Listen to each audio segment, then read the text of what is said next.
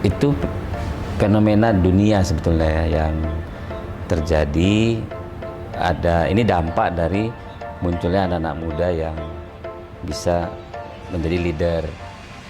Fenomena pertamanya itu adalah disrupsi dan kemajuan teknologi informasi.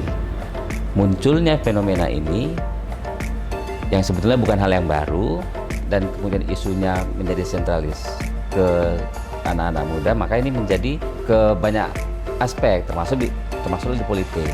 Jadi politik itu mendapatkan manfaat atau amunisi tambahan bahwa anak muda punya tempat ruang yang besar.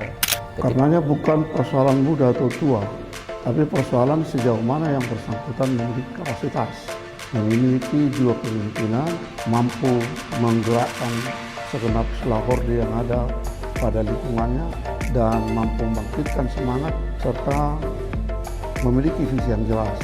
Kalau bisa kita bilang terjadi fenomena ya, ini merupakan sebuah bentuk keresahan, sehingga dengan keberanian, keterampilan, supporting, dukungan, muncullah nawa itu anak-anak muda ini untuk menjadi seorang pemimpin di setiap daerah.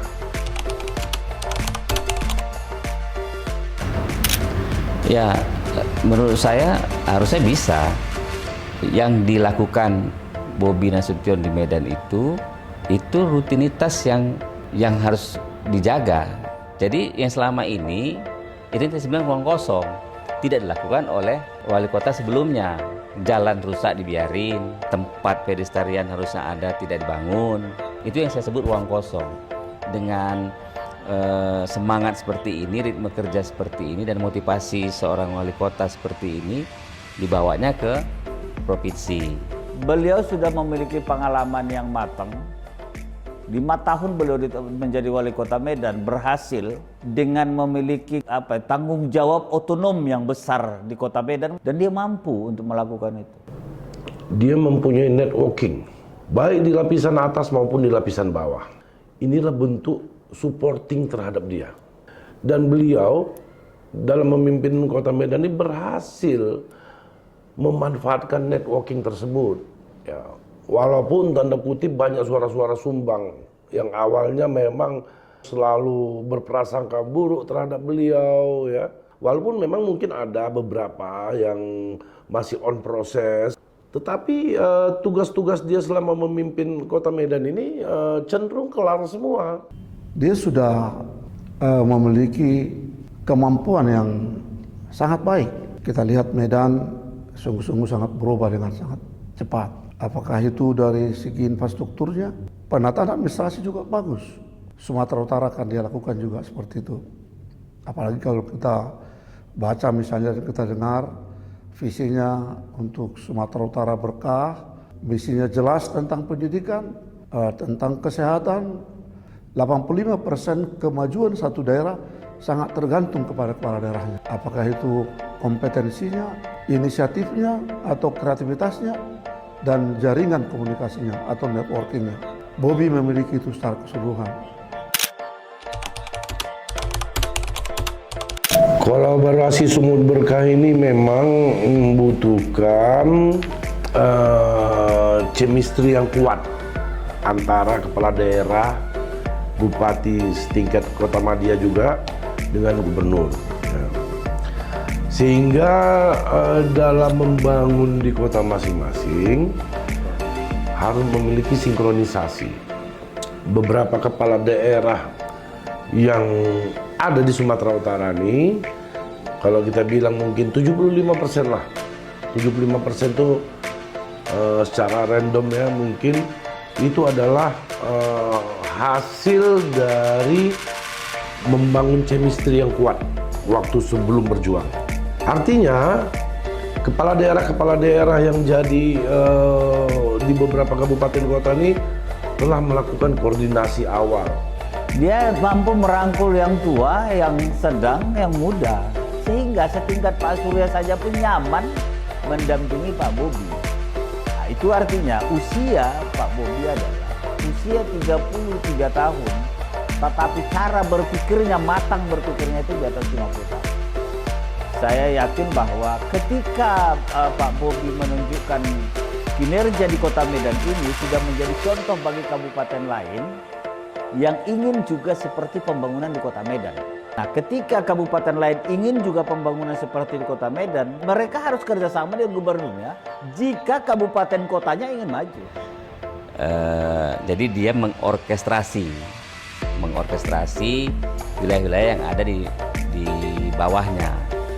Nah, caranya cuma dengan membangun hubungan emosional melalui ya seperti membawa atau berbicara antara orang tua dengan anak. Tantangannya begitu. Jadi bagi Bobi Nasution sendiri untuk mengelola Sumatera Utara dengan tadi yang saya sebut membangun hubungan emosional itu bisa dilakukan dia selama dia membuka dirinya. Baru pendekatan keduanya adalah pendekatan birokratik. Pendekatan birokratik itu bisa cepat selama tadi pendekatan emosional juga dilakukan.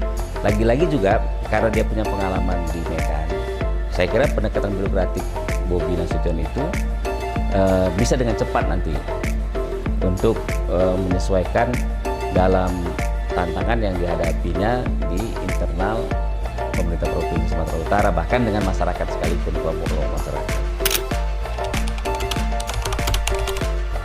Sangat berharap dalam masa pemerintahannya dia akan memberikan pelayanan kesehatan gratis kepada masyarakat kita.